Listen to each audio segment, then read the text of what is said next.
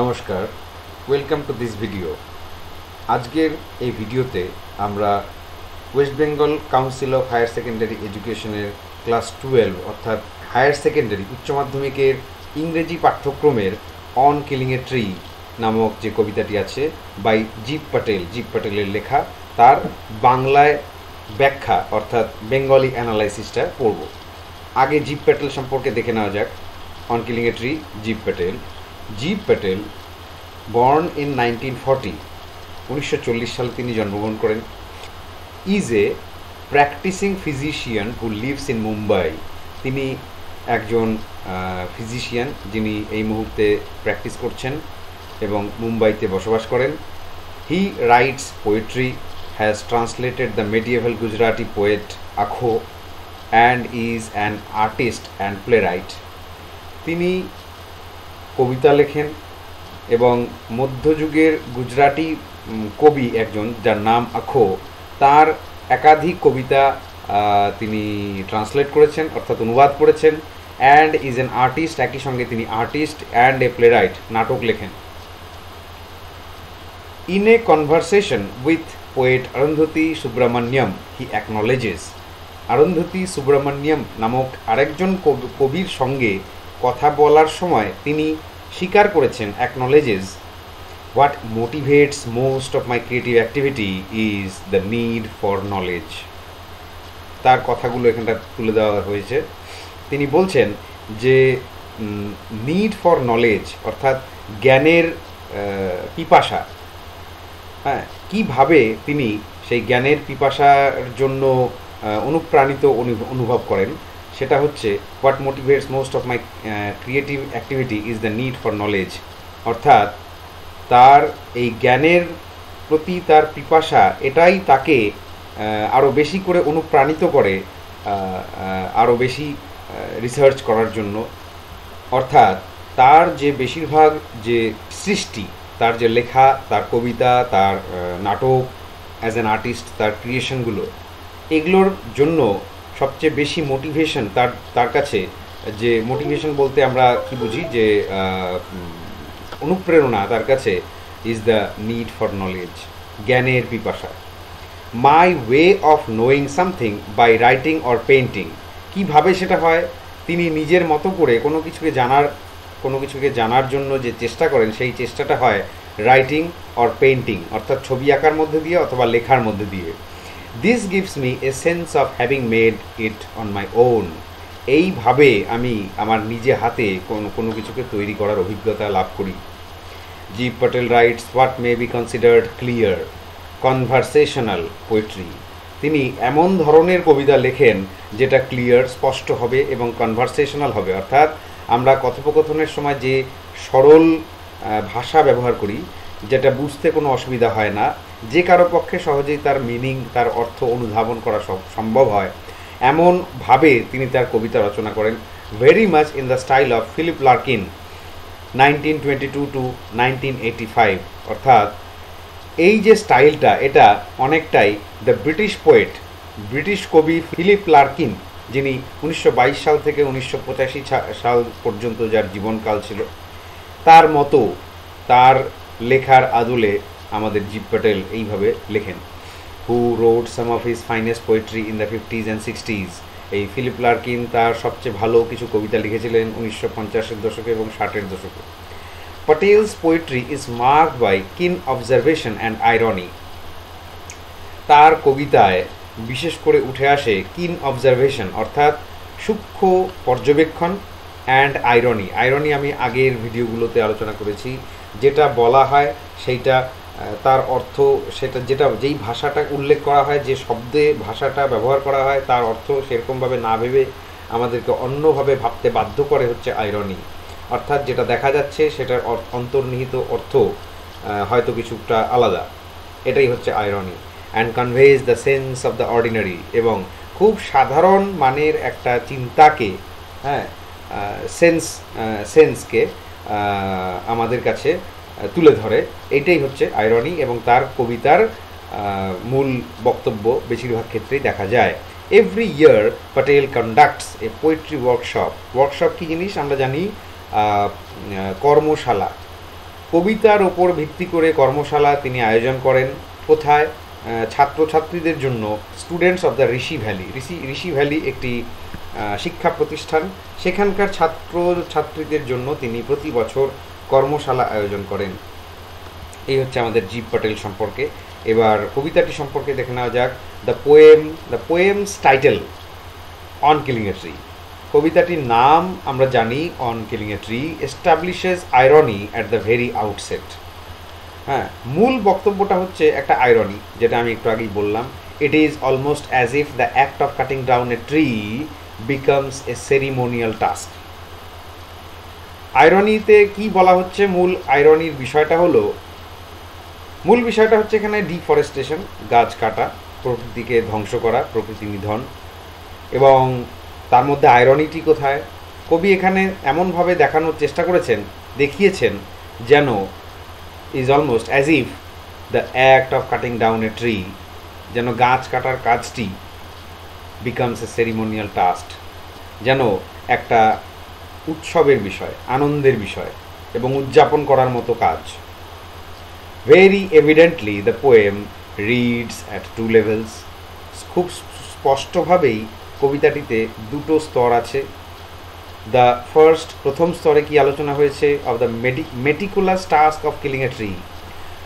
প্রথম স্তরে আলোচনা হয়েছে কিভাবে একটি গাছকে মেটিকুলাসলি, অর্থাৎ সূক্ষ্মভাবে, কোনো নির্ভুলভাবে একটি গাছকে কেটে ফেলা যায়, শেষ করে দেওয়া যায়, মেরে ফেলা যায়।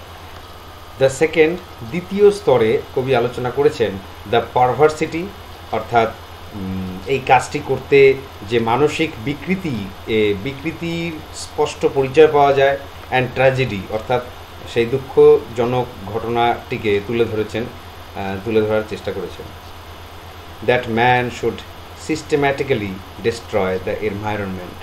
এখানে এই ব্যঙ্গাত্মক একটি সুরে এখানে বোঝানোর চেষ্টা করা হয়েছে যে সিস্টেম্যাটিক্যালি, অর্থাৎ নির্দিষ্ট পদ্ধতিগতভাবে আমাদের মানুষের শুড ডিস্ট্রয় দ্য এনভায়রনমেন্ট, প্রকৃতিকে নিধন বা ধ্বংসের পথে চালনা করা উচিত, নষ্ট করা উচিত। The poet invokes the lyricism in nature's resilience in the first two stanzas. প্রথম দুটো স্ট্যান্জাতে কবি প্রকৃতির যে স্থিতিস্থাপকতা, অর্থাৎ ফ্লেক্সিবিলিটি, সেটা বোঝানোর চেষ্টা করেছেন, যে প্রকৃতি কতটা ফ্লেক্সিবল, এবং যেটাকে আমরা বিবর্তনবাদ বলি, যে বিভিন্ন আলাদা আলাদা পরিবেশের সঙ্গে নিজেকে তৈরি করে নেওয়া, নিজেকে মানিয়ে নেওয়া, এটাকেই এখানে রেজিলিয়েন্স বলা হচ্ছে। সেইটা এখানে বোঝানোর চেষ্টা করেছেন, যে একটা গাছকে সম্পূর্ণরূপে মেরে ফেলা, হ্যাঁ, সেটা কতটা কঠিন হতে পারে, কঠিন কাজ হতে পারে, অত সহজ কাজ নয়। এর থেকে কি বোঝা যায়? এর থেকে বোঝা যায় যে একটি গাছ কতটা স্থিতিস্থাপক বা প্রকৃতির সঙ্গে নিজেকে কতটা বেশি পরিমাণে মানিয়ে নিতে সক্ষম কঠিন পরিস্থিতির মধ্যে, প্রতিকূল পরিস্থিতির মধ্যে। In images of A feeding tree, হ্যাঁ, এর জন্য কি কি ইমেজ ব্যবহার করা হয়েছে, কি কি ছবি ব্যবহার করা হয়েছে? ফিডিং ট্রি, অর্থাৎ গাছ খাদ্য সংগ্রহ করে, অ্যান্ড এ হিলিং ট্রি, অর্থাৎ গাছ নিজেই নিজেকে হিল করতে পারে, অর্থাৎ নিরাময় করতে পারে। পরের দুটো স্ট্যান্জাতে কি আলোচনা হয়েছে? Sense of haunting in the methodical analysis, হ্যাঁ, এবং নির্দিষ্ট পদ্ধতিগত ব্যাখ্যা, কিভাবে একটা গাছকে এক্সিকিউট, অর্থাৎ নিধন করে ফেলা যায়, তার সূক্ষ্ম বিশ্লেষণ করা হয়েছে। The poet rights in free verse. The poet, আমাদের কবি, ফ্রি ভার্স এ লেখেন। এই ফ্রি ভার্সের বিষয়টি আমি একটু পরে আবার আলোচনা করব, আবার ফিরে আসব। ফ্রি ভার্স কথাটির অর্থটি হচ্ছে এই কবিতাটি লেখার জন্য কোনো ছন্দ, কোনো রাইম স্কিম, হ্যাঁ, আমরা ছোটোবেলা থেকে দেখে এসেছি কবিতা বলতে কী বোঝায়? ছন্দ মিলিয়ে মিলিয়ে যে কবিতার লাইনগুলো রচনা করা হয় তাকেই কবিতা বলা হয়, বা ছন্দ, এইভাবেই কবিতা তৈরি হয়। কিন্তু এই ক্ষেত্রে আমরা জানি, আমরা দেখতে পাবো ফ্রি ভার্স, অর্থাৎ কোনো ছন্দের মিল নেই, কোনো রাইম স্কিম, নির্দিষ্ট কোনো রাইম স্কিমে লেখা হয়নি। হ্যাঁ, through the fine detail, brilliant images, logical sequence and conversational is, the poet brings form and meaning to this poem.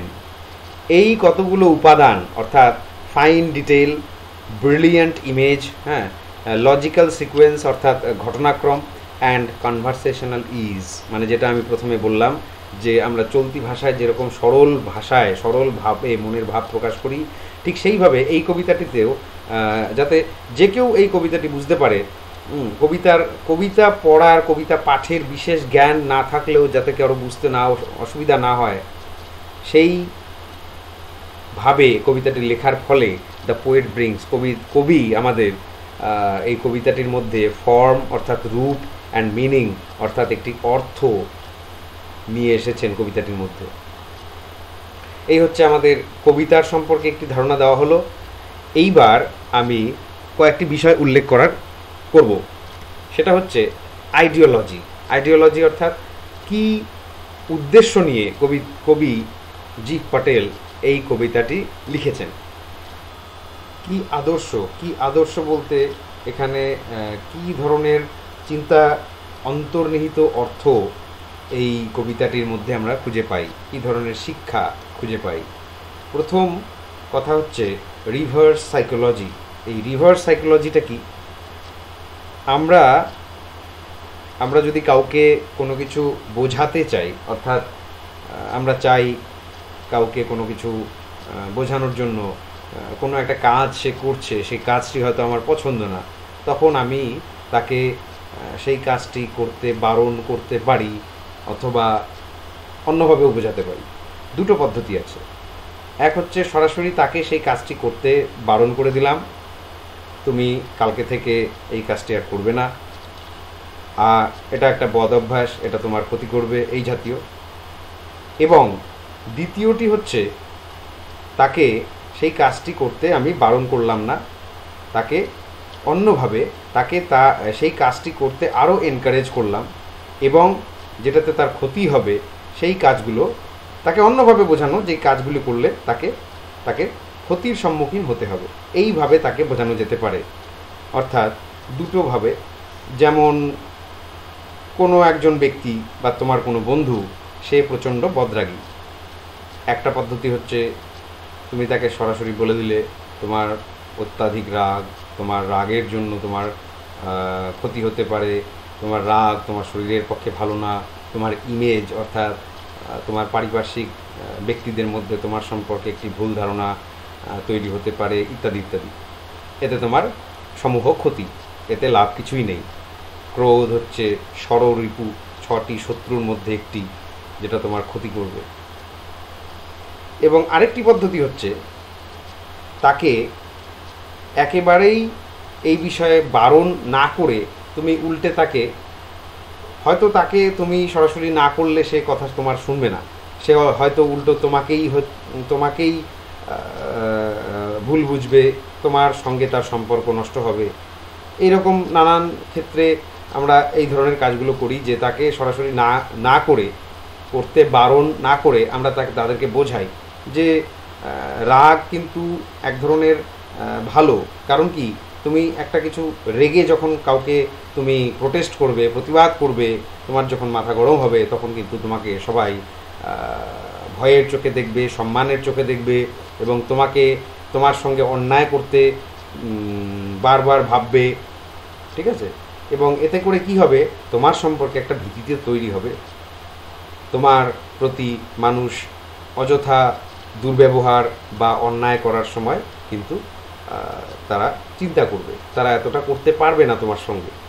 তাহলে এখানে কি দেখা যাচ্ছে, যে রিভার্স সাইকোলজি, অর্থাৎ হোক না তাতে করে তোমার সমূহ ক্ষতি, হোক না তোমার তাতে করে সবাই তোমাকে ভয় পাক, হোক তাতে করে সবাই তোমার সম্পর্কে একটা ভুল ধারণা তৈরি করুক মনে মনে, কিন্তু তাতে আখেরে তোমার তো লাভ হবে।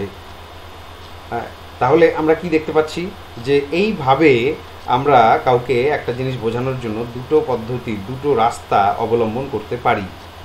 কি, একটা হচ্ছে সরাসরি তাকে কাজটি করতে বারণ করে দেওয়া, আরেকটি হচ্ছে তাকে সেই কাজের পজিটিভ সাইডসগুলো দেখিয়ে তাকে তার ক্ষতিগুলো সম্পর্কে বুঝিয়ে দেওয়া, এবং এইভাবে সে নিজে থেকেই উপলব্ধি করতে পারবে যে তার এই কাজটি করা উচিত নয়।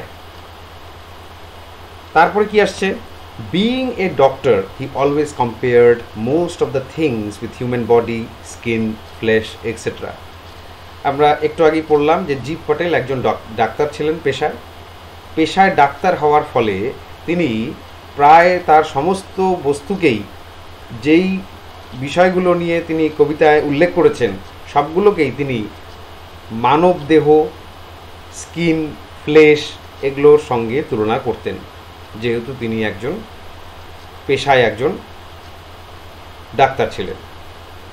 তৃতীয় বিষয়টি কি? Deforestation, brutality, human cruelty. অর্থাৎ এই কবিতাটিতে ডিফরেস্টেশন অর্থাৎ প্রকৃতি নিধন, হ্যাঁ, বৃক্ষ কাটা এবং ব্রুটালিটি অর্থাৎ নিষ্ঠুরতা, হিউম্যান ক্রুয়েলটি, মানুষের যে নির্মম নিষ্ঠুর আচার আচরণ, সেইগুলো নিয়ে এই কবিতাটিতে উল্লেখ করা হয়েছে, আলোচনা করা হয়েছে।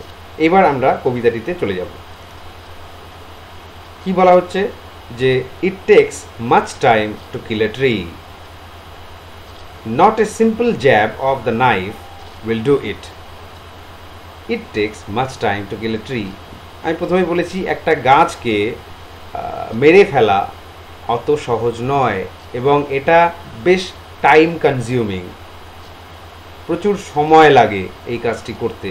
একটি পূর্ণবয়স্ক প্রাপ্তবয়স্ক বৃক্ষকে মেরে ফেলতে, আমি কাটা বলবো না, সম্পূর্ণ মেরে ফেলতে প্রচুর সময়ের দরকার হয়। Not a simple jab of the knife, knife এখানে ছুরি বা চাকু, উইল ডু ইট। কি বলা হচ্ছে? Simple jab of the knife অর্থাৎ একটু আগেই আমি বললাম যে মানুষ, মানব দেহ এর সঙ্গে তুলনা করেছেন তিনি বারবার। তো আমাদের মানুষের শরীরে যেরকম একটা ছুরির আঘাত কিন্তু একটা মানুষকে মেরে ফেলতে পারে, হত্যা করতে পারে বা গম্ভীরভাবে আহত করতে পারে, কিন্তু সেই অর্থে কবি এখানে বলেছেন যে গাছের ক্ষেত্রে, বৃক্ষের ক্ষেত্রে কিন্তু কাজটি অতটা সহজ নয়। নট এ সিম্পল জ্যাব, একটি সাধারণ একটি ছুরির আঘাতে, not a simple jab of the knife will do ইট, এই কাজটা হবে না। It has grown slowly consuming the earth, এটা অর্থাৎ সেই গাছটি ধীরে ধীরে পৃথিবী থেকে খাদ্যরস সংগ্রহ করে বেড়ে উঠেছে, বছরের পর বছর সময় লেগেছে তার।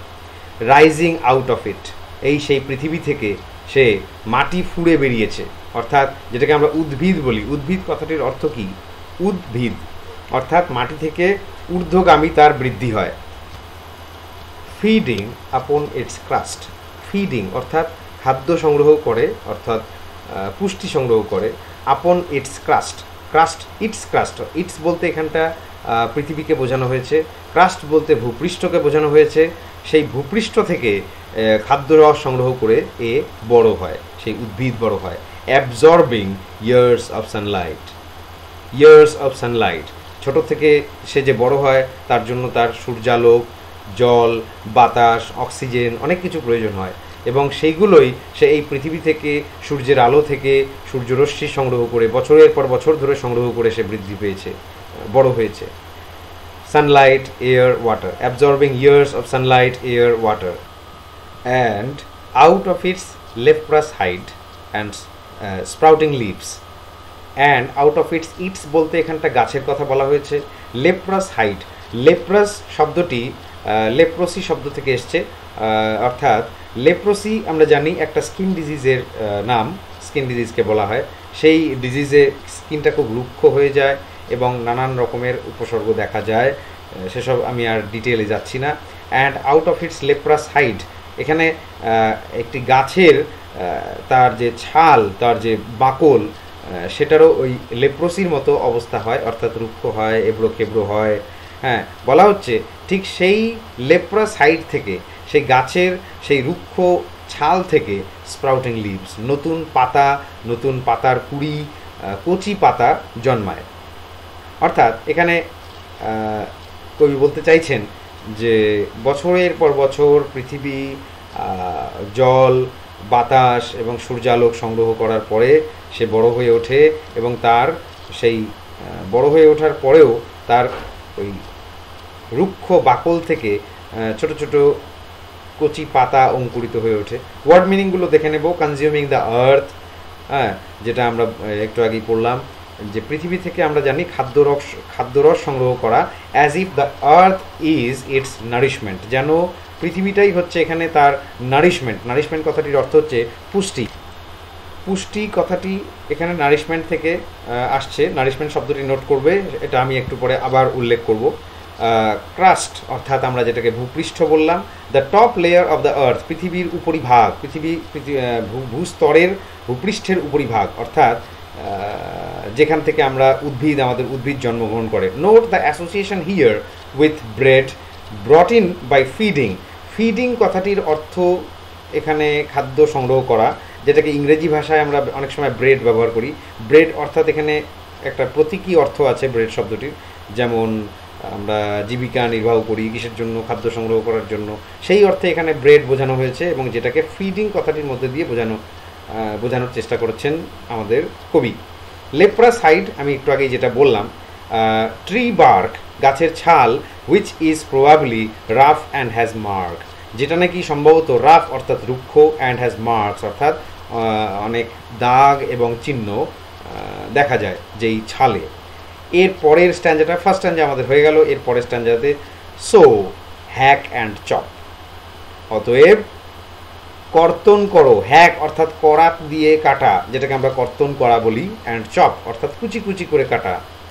But this alone won't do it, কিন্তু এটা একাই, মানে শুধুমাত্র এই হ্যাক করা এবং চপ করাতে এটা ওয়ন্ট ডু ইট, এটা হবে না। অর্থাৎ কি হবে না? গাছকে মারা সম্ভব হবে না, গাছকে মারা যাবে না। Not so much pain will do ইট, এবং তুমি একটা গাছকে মারো, হ্যাক করো, চপ করো, তাকে ব্যথা দাও, অসম্ভব যন্ত্রণা দাও, হ্যাঁ, তারপরেও কিন্তু একটা গাছকে এত সহজে হত্যা করা যায় না। Will do it, not so much pain will do it, হবে না। The bleeding bark will heal. Heal অর্থাৎ নিরাময়, রোগ নিরাময় হওয়াকে আমরা হিল বলি। তো দ্য ব্লিডিং বার্ক বলতে এখানে সেই ছাল, গাছের ছাল যে ব্লিড করছে, অর্থাৎ সেই গাছের ছাল থেকে যেটাকে আমরা হ্যাক করলাম, চপ করলাম, পেন দিলাম, সেই গাছের যে ক্ষতবিক্ষত যে বার্ক, তার যে ক্ষতবিক্ষত যে ছাল, স্কিন, সেটা ব্লিড করবে, অর্থাৎ রক্ত ঝরবে। হ্যাঁ, আমরা জানি গাছ থেকে তো গাছের রক্ত লাল হয় না, গাছের রক্ত বা গাছ কাটলে তার ডালকে ছেটে দিলে এক ধরনের ভেজা ভেজা অংশ, রস জাতীয় কিছু বেরিয়ে আসে, যেটাকে আমরা এখানে এই কবিতায় কবি ব্লিডিং বলছেন। সেই ব্লিডিং বার্ক, সেই রক্তে ভেজা ছাল উইল হিল, আবার সেরে উঠবে। কিভাবে? এখানে আমাদের কবি আবার একটা গাছকে জীবন্ত সজীব বস্তুদের সঙ্গে, বিশেষ করে আমাদের মানুষের সঙ্গে তুলনা করেছেন। আমরা জানি আচার্য জগদীশচন্দ্র বসু, যিনি আমাদের জীববিজ্ঞানী ছিলেন, উদ্ভিদ বিজ্ঞানী ছিলেন, তিনি প্রমাণ করে দিয়ে গেছেন যে একটি উদ্ভিদেরও মানুষের মতো, অন্যান্য জীবজন্তুদের মতো প্রাণ আছে, এবং সেটি আবার এস্টাবলিশ হলো আমাদের এই জীব প্যাটেলের এই লাইনটির মধ্যে দিয়ে। And from close to the ground, এবং কেটে ফেলার পরেও, কুচি কুচি করে চপ করার পরেও, and from close to the ground, মাটির কাছ থেকে সেই গাছটিকে কেটে ফেলা হয়েছে, এবং সেই কাটা অংশ থেকে, সেই কাণ্ডের সেই কেটে যাওয়া অংশ থেকে, ছেদ করা অংশ থেকে, ক্লোজ টু দ্য গ্রাউন্ড, মাটির কাছে যেটা, উইল রাইজ কার্লড গ্রিন টুইগস, সেখান থেকে আবার জন্ম নেবে, বেড়ে উঠবে কার্লড অর্থাৎ কোঁকড়ানো, গ্রিন সবুজ, টুইগস কচি ডাল। অর্থাৎ আমরা যেটা দেখি প্রকৃতিতে, নেচারে আমরা দেখি যে গাছকে কেটে ফেলার পরেও তার কাটা অংশ থেকে সবুজ সবুজ কচি ছোট পাতা বা কচি ডাল বেরিয়ে আসে। অর্থাৎ সে নিজেকে হিল করার চেষ্টা করছে, সে পুনরায় আবার আগের জায়গায় ফিরে যাওয়ার চেষ্টা করছে, সে বেঁচে ওঠার চেষ্টা করছে। তাকে মারাটা এত সহজ কাজ নয়। মিনিয়েচার বাউজ, মিনিয়েচার অর্থাৎ ক্ষুদ্র রূপ, কিসের? বাউজ অর্থাৎ ব্রাঞ্চেস, ডালপালা। সেই কেটে ফেলা গাছটি তার সেই কেটে যাওয়া অংশ থেকে কচি পাতার মতো, কচি ডালের মতো ছোট ছোট ক্ষুদ্র ক্ষুদ্র ব্রাঞ্চেস অর্থাৎ ডালপালা বের করবে, অঙ্কুরিত হবে। হুইচ ইফ আনচেকড, যেটাকে যদি আনচেকড রেখে দেওয়া যায়, অর্থাৎ যদি লক্ষ্য না করা যায়, will expand again two former size, তাহলে সে যদি লক্ষ্য না করা যায় তাহলে সে আবার বেড়ে উঠবে এবং বেড়ে উঠে সেই পূর্বের আকার ধারণ করবে। অর্থাৎ আগে যে গাছটি, যে বিরাট আকার একটা বৃক্ষ ছিল, সেই বৃক্ষের আকার ধারণ করবে পুনরায় যদি তাকে লক্ষ্য না করা হয়। অর্থাৎ সেই গাছটিকে কিন্তু মারা সম্ভব হলো না। হ্যাঁ, সেই গাছটিকে শুধুমাত্র হ্যাক করা হলো, চপ করা হলো, তাকে যন্ত্রণা দেওয়া হলো, কিন্তু তারপরেও, তাকে কেটে ফেলার পরেও সে কিন্তু আবার পুনরায় আগের আকারে ফিরে আসলো। এরপরে আমরা নেক্সট স্ট্যান্জায় চলে যাব। No, the root is to be pulled out. যেটা বলেছিলাম যে পরের স্ট্যান্জাগুলোতে আমরা কিভাবে একটা গাছকে সিস্টেম্যাটিক্যালি এবং সম্পূর্ণরূপে মেরে ফেলা যায় তার জন্য একটা পদ্ধতি আলোচনা করা হয়েছে। The root is to be pulled out. প্রথমে বলা হয়েছে নো, অর্থাৎ না, এইভাবে হবে না। The root is to be pulled out, গাছটির শেকড় শুদ্ধ তুলে ফেলতে হবে। পুলড আউট, টেনে তুলতে হবে। Out of the anchoring earth. Anchor অর্থাৎ, অ্যাঙ্কর শব্দটি আমরা আগেও পেয়েছি। অ্যাঙ্কর অর্থাৎ নোঙর। একটা জাহাজকে তার তীরের সঙ্গে বেঁধে রাখার জন্য নোঙর ব্যবহার করা হয়। ঠিক সেই রকম, ঠিক তেমনি পৃথিবীর সঙ্গে একটা গাছকে আটকে রাখার জন্য, অর্থাৎ আমাদের ভূপৃষ্ঠের সেই মাটির সঙ্গে যে গাছটিকে দৃঢ়ভাবে ধরে রাখার জন্য সেই শিকড়, যে গাছের যে শিকড়টি, সেই শিকড়টি এখানটা অ্যাঙ্করের কাজ করে। আউট অফ দ্য অ্যাঙ্করিং আর্থ, পৃথিবী অ্যাঙ্করের মতো করে যে গাছটিকে ধরে রেখেছে সেইখান থেকে রুট অর্থাৎ সে তার যে শিকড়গুলিকে টেনে তুলতে হবে। It is to be roped, tied, এটাকে দড়ি দিয়ে বেঁধে, হ্যাঁ, দড়ি দিয়ে বেঁধে, অ্যান্ড পুলড আউট, বেঁধে তুলতে হবে। স্ন্যাপড আউট এবং হ্যাঁচকা টান, যেটাকে বলা হচ্ছে, টান মেরে সেই গাছের সেই শেকড়গুলোকে মাটি থেকে উপড়ে ফেলতে হবে। অর পুলড আউট এন্টায়ারলি, অথবা সম্পূর্ণরূপে সেই শেকড়গুলোকে টেনে বের করে ফেলতে হবে মাটি থেকে। Out of the earth cave, এখানে শেকড়গুলো মাটির নিচে যেভাবে যেভাবে বৃদ্ধি পেয়েছিল সেইখানে অর্থাৎ মাটির মধ্যে গর্ত করে সেই শেকড়গুলো বেড়ে উঠেছিল। তা অর্থাৎ সেই মাটির মধ্যে একরকম কেভ অর্থাৎ গুহা তৈরি করে ফেলেছিল শেকড়গুলি, এবং সেই গুহার মধ্যে থেকে শেকড়গুলোকে টেনে তুলতে হবে। And the strength of the tree exposed, এবং এইভাবে একটা গাছের স্ট্রেংথ অর্থাৎ শক্তিকে আমরা এক্সপোজ করে ফেলি, বের করে ফেলি, উন্মুক্ত করে ফেলি।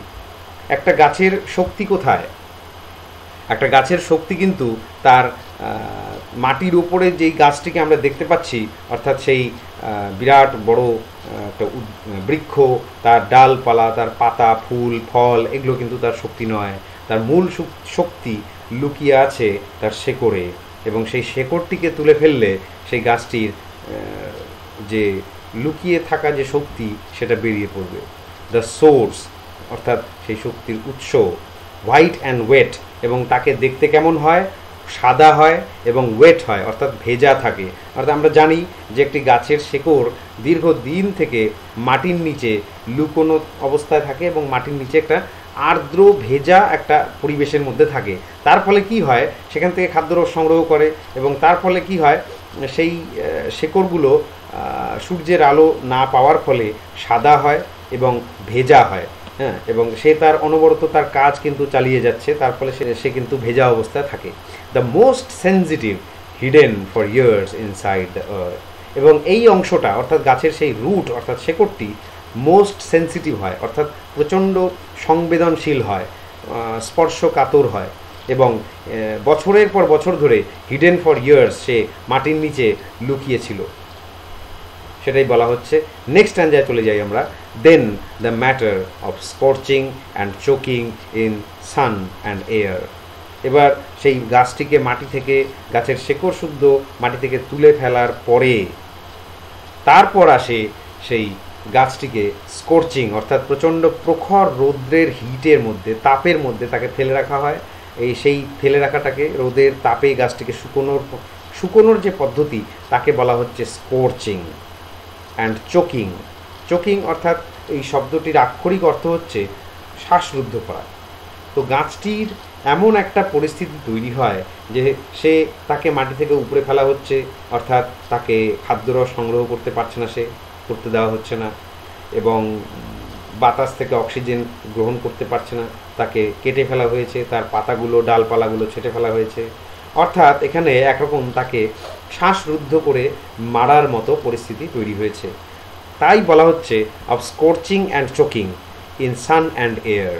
ওই যে ইন সান অর্থাৎ সূর্যের প্রখর রৌদ্রে তাকে ফেলে রাখা হয়েছে, অ্যান্ড এয়ার অর্থাৎ বাতাস এর মধ্যে, তাকে বাতাসের মধ্যে রাখা সত্ত্বেও সে কিন্তু তার প্রয়োজনীয় অক্সিজেন, কার্বন ডাইঅক্সাইড সে গ্রহণ করতে পারছে না। তার কারণ তার পাতা, তার ডাল, তার শেকড় সব কেটে ফেলা হয়েছে। তারপর আসে কি, তারপরের পদ্ধতি হচ্ছে ব্রাউনিং, হার্ডেনিং, টুইস্টিং, উইদারিং। ব্রাউনিং অর্থাৎ গাছটির মধ্যে যে যতটুকু রস, জীবনী শক্তি অবশিষ্ট থাকবে সেটাও সেই scorching heat of the sun, সূর্যের প্রখর রৌদ্রের মধ্যে ফেলে রেখে তার সেই রস শুকিয়ে যাবে এবং তার রং ব্রাউন একটা কালার, ব্রাউনিশ কালারে পরিণত হবে। ব্রাউনিং শুকিয়ে তাকে গাঢ় ধূসর বর্ণের, খয়েরি বর্ণের একটা কাঠে প্রস্তুত হবে। হার্ডেনিং শক্ত করা হবে, মজবুত করা হবে, তার মধ্যে যতটুকু নমনীয় ভাব ছিল জীবিত থাকা অবস্থায় সেটা চলে যাবে, অর্থাৎ মজবুত একটা কাঠ বা খড়িতে পরিণত হবে। টুইস্টিং অর্থাৎ বেঁকে যাওয়া। আমরা জানি যে প্রচণ্ড ব্যথা সৃষ্টি করে যখন আমাদের মানব দেহের মধ্যেও কোনো রোগ বা কোনো হাড়ের কোনো দুর্বলতা সৃষ্টি হলে, হাড়ের কোনো ঘাটতি বা রোগ হলে সেটা আস্তে আস্তে সেই হাড় বেঁকে যায় এবং প্রবল যন্ত্রণার সৃষ্টি করে, অসম্ভব যন্ত্রণার সৃষ্টি করে।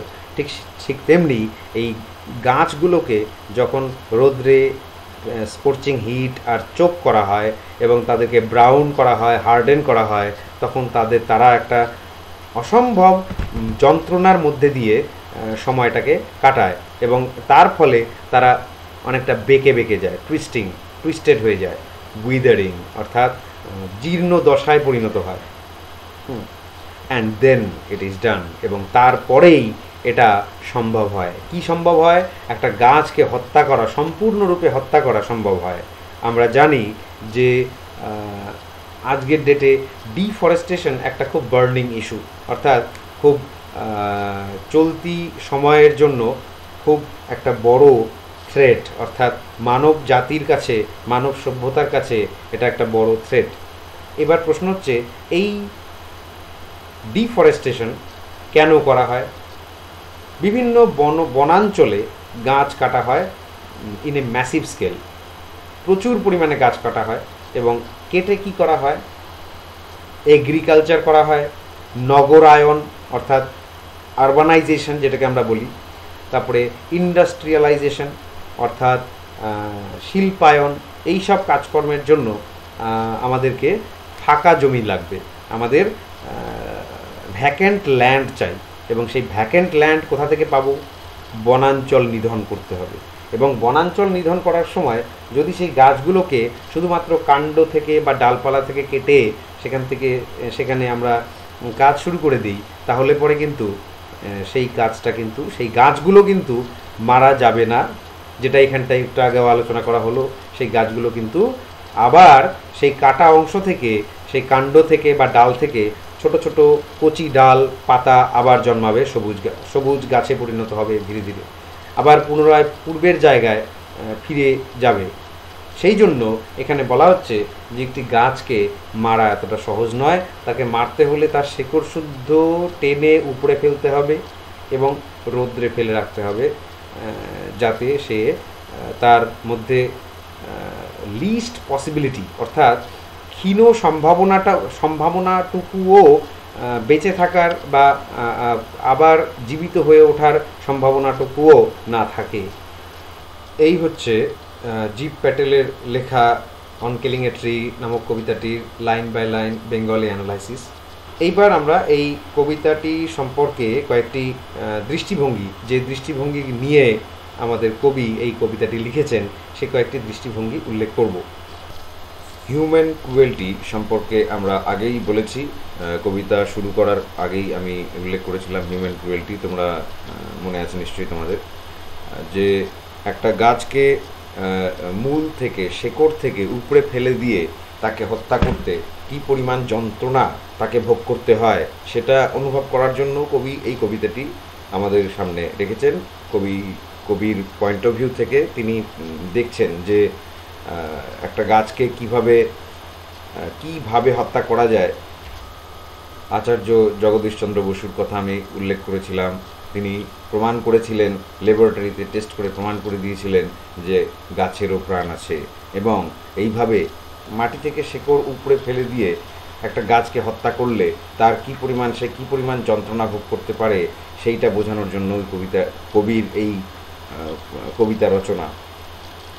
তো যাই হোক, এখানে আমাদের পয়েন্ট অফ ভিউগুলো, যে দৃষ্টিভঙ্গি নিয়ে কবি আমাদের এই কবিতাটি লিখেছেন। First point of view, human beings have to sides. প্রতিটি মানুষের মধ্যে দুটো জিনিস আছে, দুটো দিক আছে। হ্যাঁ, একটা হচ্ছে one is violent nature and the other is kindness and generosity. Violent nature and the other is kindness and generosity. তা কাইন্ডনেস আর জেনারোসিটি কী জিনিস? আমরা প্রতিটি মানুষের মধ্যেই আমাদের দয়ালু আমরা হই, আমরা মানবিক হই। হ্যাঁ, আমাদের মধ্যে ইমোশনস আছে, হ্যাঁ, নানান আবেগ আছে। এইভাবে এই জিনিসগুলো আমাদেরকে মানুষ বানায়। হ্যাঁ, আর অপরদিকে প্রতিটি মানুষের মধ্যে একটা অ্যানিমাল ইনস্টিংক্ট আছে। প্রতিটি মানুষের মধ্যে কোনো না কোনো সময় তার মধ্যে একটা অ্যানিমাল ইনস্টিংক্ট দেখা যায়, প্রকট হয়। সেটা কিভাবে সম্ভব? These are the two sides of being human beings. এই দুটো মিলিয়েই আমরা মানুষ। একটা মানুষের মধ্যে এই দুটো জিনিসই থাকে, প্রতিটি মানুষের মধ্যে থাকে। এইবার প্রশ্ন হচ্ছে যে ওই যে শুরুতে আমি নারিশমেন্টের কথা বলেছিলাম, নারিশমেন্ট অর্থাৎ পুষ্টি। এবার এই দুটো জিনিসের মধ্যে যেই সাইডটা বেশি নারিশমেন্ট পাবে, বেশি পুষ্টি পাবে, সেই কিন্তু প্রকট হয়ে উঠবে, এবং সেই মানুষটির সেই নির্দিষ্ট সেই পার্টিকুলার মানুষটির চরিত্রকে চালনা করবে, সেই বিহেভিয়ারটাকে চালনা করবে। তা এইবার আমাদের এই পুষ্টি, এই যে যেটাকে আমরা নারিশমেন্ট বলছি, সেই পুষ্টিটা কি করে সম্ভব? কি দিয়ে সেই আমাদের সোলের, আমাদের আত্মার সেই পুষ্টিটা জোগাড় হয়? কীভাবে পাই আমরা সেই পুষ্টি? ছোট থেকে প্রতিটি মানুষ একটি পরিবারের মধ্যে বা একটা নির্দিষ্ট পরিবেশের মধ্যে বড় হয়। সেই পরিবেশের মধ্যে সে নানান মানসিক এবং সে নানান জিনিসপত্র, যেমন ভালোবাসা, এডুকেশন অর্থাৎ শিক্ষা, ফ্যামিলি, তারপরে হচ্ছে রিলেশনস, এগুলো দেখে এগুলোর মধ্যে দিয়ে সে বড় হয়, এবং এইগুলোই হচ্ছে সেই পুষ্টি। একটা মানুষ যখন ছোট থেকে বড় হয়, সে যদি ভালোবাসা না পায়, সে যদি একটা ফ্যামিলির মধ্যে না থাকে, হ্যাঁ, রিলেশনসের গুরুত্ব, রিলেশনসের যে মাহাত্ম্য সেটা যদি না বুঝতে পারে, তার মধ্যে কিন্তু ভালোবাসা, কাইন্ডনেস, জেনারোসিটি এগুলো আসবে না, এবং তার মধ্যে তখন সেই ভায়োলেন্ট নেচার অর্থাৎ তার মধ্যে পাশবিক প্রবৃত্তিটা কিন্তু ধীরে ধীরে প্রকট হয়ে উঠবে।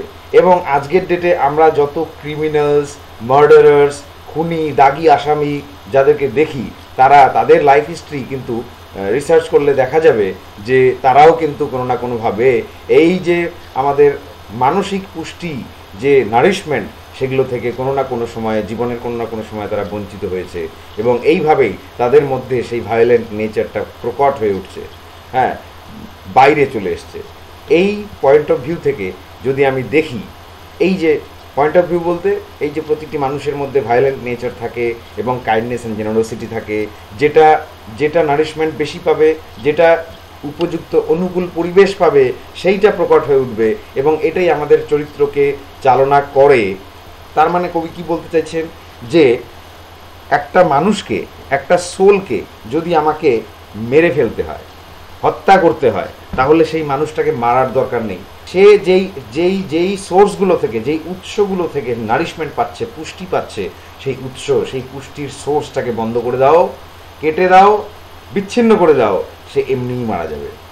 এই সেই গাছটির মতো, যে গাছটির উদাহরণ দিয়ে আমরা দেখলাম যে একটা গাছকে মেরে ফেলতে হলে তাকে উপর থেকে, মাটির উপর থেকে, বাইরে থেকে কেটে ফেললে, ছেঁটে ফেললে সে মারা যাবে না। তাকে মারতে হলে তার রুটস, তার শেকড় মাটি থেকে উপড়ে ফেলতে হবে, যাতে যাতে তার সে যে সমস্ত পুষ্টি গুণগুলো মাটি থেকে খাদ্যরস সংগ্রহ করছিল সেগুলো যাতে সে না পায়, সেগুলো বিচ্ছিন্ন হয়ে যায়, সে এমনি মারা যাবে। ঠিক তেমনি একটা মানুষকে যদি আমাদেরকে মারতে হয়, একটা মানুষকে যদি তার সোলটাকে, তার আত্মাটাকে যদি শেষ করে দিতে হয়, হ্যাঁ, তাহলে তার সেই পুষ্টির সোর্সগুলো, অর্থাৎ সে যদি ভালোবাসা না পায় ছোট থেকে, সে যদি রিলেশনশিপসের গুরুত্ব না বুঝতে পারে ছোট থেকে, সে যদি একটা ফ্যামিলির আনন্দ, ফ্যামিলি থাকার যে কি গুরুত্ব সেটা যদি না বুঝতে পারে, হ্যাঁ, তাহলে এমনিই তার সোলটা ডেড হয়ে যাবে। তাকে তোমাকে মারতে হবে না, তার পুষ্টির বা নারিশমেন্টের সোর্স তার থেকে বিচ্ছিন্ন হয়ে যাবে, সে নারিশমেন্ট পাবে না এবং তার মধ্যে সেই ভায়োলেন্ট নেচার বর্ধিত হয়ে উঠবে, অর্থাৎ সে আর মানুষ রইল না। তাহলে তাকে হত্যা করার জন্য আমাকে তাকে মারতে হলো না, সে এমনি, সে মৃত, সে আর মানুষ নেই, আমরা বলি না কথাটা, ঠিক তেমনি সেকেন্ড পয়েন্ট অফ ভিউ কি আছে, most of us Harbour some negative believes. আমরা আমাদের চারিপাশে নানান রিলেশনসের মধ্যে আমাদের বন্ধুবান্ধব, আমাদের আত্মীয় পরিজন, আমাদের চেনা পরিচিত লোকজন, পাড়া প্রতিবেশী, নানান সময়ে আমরা এমন কিছু মানুষদের সঙ্গে, আমাদের এমন কিছু মানুষের সঙ্গে সাক্ষাৎ হয় যাদের মধ্যে আমরা কিছু ভুল চিন্তাভাবনা, কিছু নেগেটিভ বিলিভস যেটাকে বলা হচ্ছে, যে যেই চিন্তাভাবনাগুলো ঠিক নয়, এমন কিছু চিন্তাভাবনা তাদের মনের মধ্যে বাসা বেঁধে রেখেছে। তারা সেই বিশ্বাসগুলো, কিছু ভুল বিশ্বাস, সেগুলো বাসা বেঁধে রেখেছে, দেখতে পাই। কবি এখানে বলতে চেয়েছেন, we should reach the roots to get rid of the negative believes. ওই ভুল বিশ্বাস, ওই ভ্রান্ত ধারণাগুলোকে, হ্যাঁ, যদি মন থেকে দূর করতে হয়, তাহলে আমাদেরকে সেই বিশ্বাস, সেই নেগেটিভ বিলিভসের, সেই ভ্রান্ত ধারণাগুলির রুটে পৌঁছতে হবে। আমি একটা এক্সাম্পল দিই, আমাদের চারিপাশে আমরা এমন অনেক মানুষকে দেখি যারা মনে মনে বিশ্বাস করে যে এই ছোট ছোট অসুস্থতা, যেমন ওই জ্বর, সর্দি, মাথা ব্যথা, এগুলোর জন্য ডাক্তার না দেখালেও চলবে, এগুলোর জন্য টুকটাক একটু ওষুধ টষুধ দোকান থেকে নিয়ে খেয়ে ফেললেই মোটামুটি সুস্থ হয়ে যাবে। তো এইরকম বিশ্বাস নিয়ে কিন্তু আমাদের চারিপাশে অনেকেই চলে এবং তাতে করে অনেক সময় তারা সুস্থও হয়ে যায়। আমি বলছি না এটা খারাপ কিছু, কিন্তু এইভাবে যদি সবসময়ই আমরা এইরকমভাবে শুধুমাত্র ওষুধ নিয়ে, ডাক্তার না দেখিয়ে চলতে থাকি, এইভাবে কিন্তু কোনো না কোনো সময় আমাদের একটা বড় রোগের সম্মুখীন হতে পারি, একটা কোনো বড় রোগ বাঁধিয়ে ফেলতে পারি আমাদের মধ্যে। তো এইটা একটা নেগেটিভ বিলিফ। এই যে নেগেটিভ বিলিফ, এই যে ভুল ধারণাটা, যে ডাক্তার না দেখালেও চলে, ওষুধ খেয়ে নিলেই চলে, এই যে ভুল ধারণাটা, এই ধারণাটা আমাদের দেখতে হবে যে ধারণাটার মূলে যেতে হবে, রুটে যেতে হবে, যে কিসের থেকে, এমন কি ঘটনা ঘটেছে যে যার থেকে তার মনে এই ধরনের একটা ভুল ধারণা বা ভ্রান্ত ধারণা বাসা বেঁধে নিয়েছে বা ঘর করে নিয়েছে। অপরপক্ষে আমরা যদি এই মানুষটিকে বোঝানোর চেষ্টা করি বা একবার বলে দিলাম যে তোমার ডাক্তার দেখানো উচিত, এইভাবে অবহেলা করো না, এই জাতীয় কথাবার্তা বলি, সে হয়তো বাইরে থেকে কথাটি শুনে নিল, সে হয়তো একবার দুবার ডাক্তার দেখিয়েও নিল, কিন্তু তাতে করে কিন্তু সেই যে তার মনের ধারণাটা কিন্তু যাবে না, সেই ধারণাটা রয়েই যাবে এবং জীবনে কোনো না কোনো সময় সেই ধারণাটা আবার প্রকট হয়ে উঠবে, পরবর্তীকালেও আবার প্রকট হয়ে উঠবে এবং সেটা সবসময়ই যে কোনো ছোটোখাটো অসুস্থতা হবে তার কিন্তু গ্যারান্টি কেউ দিতে পারে না। এবং আমরা কিন্তু ডাক্তার নই, ডাক্তারের কাজ ডাক্তার করবে এবং সেই জন্য যে কোনো রকমের অসুস্থতাকে আমাদেরকে সিরিয়াসলি নেওয়া উচিত। কখন কোন রোগ থেকে, কোন অসুস্থতা ছোট ছোট উপসর্গ থেকে বড় আকার ধারণ করে আমরা কিন্তু কেউ বলতে পারি না। তো এইবার কবি আমাদের এই কবিতাটি থেকে যেটা বোঝানোর চেষ্টা করছেন যে এই ধরনের নেগেটিভ বিলিভসগুলোকে যদি আমাদেরকে হত্যা করতে হয় বা শেষ করতে হয়, নির্মূল করতে হয়, তাহলে সেই গাছটির মতো আমাদেরকে রুটসে যেতে হবে। এবং গাছটিকে যেমন করে হত্যা করা এমনি উপর থেকে বাইরে থেকে হত্যা করা যায় না, তেমনি এই মানুষটি বা আমাদের চারিপাশে যেসব মানুষদের মধ্যে যে ভুল ধারণাগুলো রয়েছে সেগুলোকে শেষ করতে হলে, সেগুলো থেকে নিস্তার পেতে হলে তার মূলে যেতে হবে, ঠিক সেই গাছটির শেকড়ে যাওয়ার মতো।